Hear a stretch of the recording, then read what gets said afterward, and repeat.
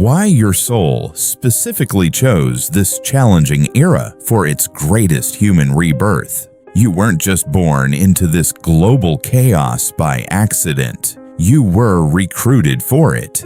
While the world seems to be falling apart at its seams, while institutions are crumbling, while the collective psyche of humanity is stretched to its absolute breaking point, your soul is exactly where it planned to be, not despite the chaos, because of it.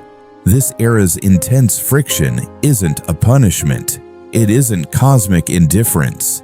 It is the specific catalyst required to shatter your egoic structures, the calcified beliefs, the inherited identities, the comfortable illusions you've been sheltering behind, and trigger a massive, irreversible evolution. If that lands like a challenge, good. It was meant to. Because what we're about to dismantle is the most seductive lie the modern mind tells itself, that you are here by accident. Let's begin where most conversations about the soul refuse to go, with mathematics. Not the mathematics of equations and proofs, but the deeper mathematics of energy, momentum, and necessity. The soul, across the vast arc of its journey through incarnation, does not stumble into lifetimes the way a leaf stumbles into a river. It chooses, and that choice is never arbitrary. It is architectural. Consider for a moment the sheer improbability of your specific configuration. You were born in a particular body, in a particular geography, inside a particular cultural framework, at a particular hinge point in human history. Mystics across every tradition, from the Vedic seers to the Kabbalistic scholars to the Sufi masters, have described the pre-incarnational state as one of deliberate selection. The soul, surveying the available terrain of time, identifies not the most comfortable era, but the most productive one for its specific evolutionary agenda. You did not arrive in 2026 by chronological accident. You arrived because the precise energetic signature of this era matched something your soul needed at a level far deeper than your conscious mind can currently access. The turbulence you're living through is not incidental to your growth. It is the engine of it. To understand why, we must decode a concept that ancient metaphysical traditions understood intuitively but rarely named explicitly. And that concept is the high-density era. Every era in human history carries a distinct vibrational density, a quality of energetic pressure, cultural complexity, and collective challenge. Some eras are what we might call low density, periods of relative stability, slow social change, and consolidated belief systems. Life in a low-density era is not without its hardships, but the structure of challenge is largely predictable. The threats are known. The roles are assigned. The walls of reality remain fixed. Souls seeking maintenance incarnate in low-density eras. They come to consolidate, to rest between larger evolutionary cycles, to experience the quieter pleasures of an unhurried human life. And there is nothing lesser about this. Every note in a symphony serves the whole. But then, there are the high-density eras. These are the rupture points of history, the moments when the tectonic plates of collective consciousness grind against each other with such ferocity that nothing remains untransformed. The fall of Rome, the Black Death reshaping European consciousness, the world wars tearing and restitching the fabric of human identity. These were not merely geopolitical or epidemiological events. They were consciousness crucibles, periods where the volume of suffering, complexity, contradiction, and change was so concentrated that the souls moving through them were compressed toward either collapse or radical awakening. We are in such an era now. In fact, by most metaphysical assessments, we are in one of the most potent high-density windows in recorded human experience. The convergence is almost staggering in its scope.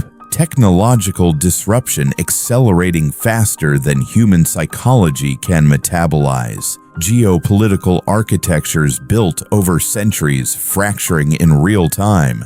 Ecological systems communicating urgency in language that is impossible to ignore. Collective belief systems, religious, political, scientific, simultaneously losing credibility and grasping for relevance. The old maps no longer describe the territory, and yet the human mind, terrified of the unmapped, keeps reaching for them.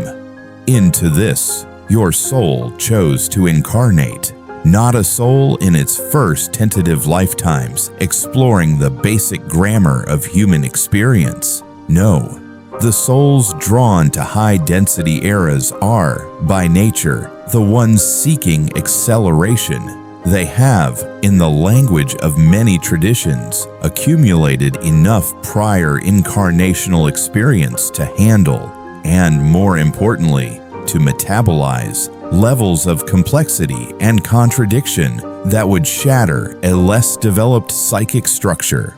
Mastery-seeking souls do not choose stagnation because stagnation for a highly developed consciousness is a form of suffocation. The soul that has tasted genuine awakening cannot regress to the shallow comfort of a life without friction. It needs the pressure, it needs the fire, not as masochism but as chemistry, because certain kinds of consciousness can only be forged at certain temperatures. This reframe is perhaps the most radical and the most liberating available to the modern spiritual seeker. What if the current global upheaval is not something happening to humanity, but something happening for the consciousness that is ready to use it? Laboratories are not comfortable places. They are sterile, fluorescent, demanding. They require precision, attention, and a tolerance for repeated failure. But they are where the impossible becomes proven. They are where the unknown becomes known. And the particular laboratory your soul has enrolled in, the laboratory of 2026, of this fractured, magnificent, terrifying electric moment, is running experiments that simply could not be run anywhere else. The specific friction of this era functions as a kind of cosmic diagnostic tool. Every external collapse, every institution that fails, every ideology that reveals its contradictions, every certainty that shatters, creates an equivalent invitation in the interior landscape. The ego, that elaborate architectural achievement of the human psyche, was built for a more stable world. It was built on the assumption that the structures outside would remain legible, reliable, and load-bearing. When those structures fall, the ego has two choices: grip harder or let go. The gripping produces what we are watching unfold on the collective level: the rage, the tribalism, the desperate reassertion of old identities in the face of their obsolescence. But for the soul that came prepared for this moment, the dissolution of external structures becomes an invitation to discover what remains when every borrowed identity is stripped away. This is not metaphor. This is mechanics. Ancient metaphysical traditions across Hindu, Buddhist, Hermetic, and Sufi lineages describe a process they name differently but understand identically: the deliberate use of intensified experience as a mechanism for ego dissolution and soul emergence. Whether it is called the dark night of the soul, the Kali Yuga transition, the hermetic solve et coagula, dissolve and reconstitute, the underlying architecture is the same. You must be broken open before you can be rebuilt at a higher order of complexity. The current era is providing that breaking open at scale, not for a single contemplative monk in a mountain cave, not for an isolated mystic navigating their private darkness, but for millions of souls simultaneously. A synchronized initiation with no historical precedent in its collective reach. And your soul, with its precise hunger for exactly this kind of rapid, high-compression evolution, chose a front row seat. Understanding that you were recruited for this era rather than accidentally born into it does not make the weight lighter. If anything, it makes it heavier and more meaningful, because recruitment implies capacity, and capacity implies responsibility. The soul does not select a high-density era as a spectator sport. It selects it as a participant, which means the chaos around you is simultaneously the terrain of your own inner war. Every external rupture has a corresponding interior invitation. Every moment the world asks you who you are, now that the old answers no longer hold, your soul is leaning forward, waiting. This is not the era for comfort-seeking spirituality. It is not the era for borrowed certainties or inherited identities or the quiet resignation of a life lived below its potential. This is the era that your deepest self selected as the arena in which it would finally break through the final layers of egoic armoring and emerge into something the human race has been circling toward for millennia. The world is not falling apart. It is falling open. And you, specifically you, at this specific moment, were made for exactly this.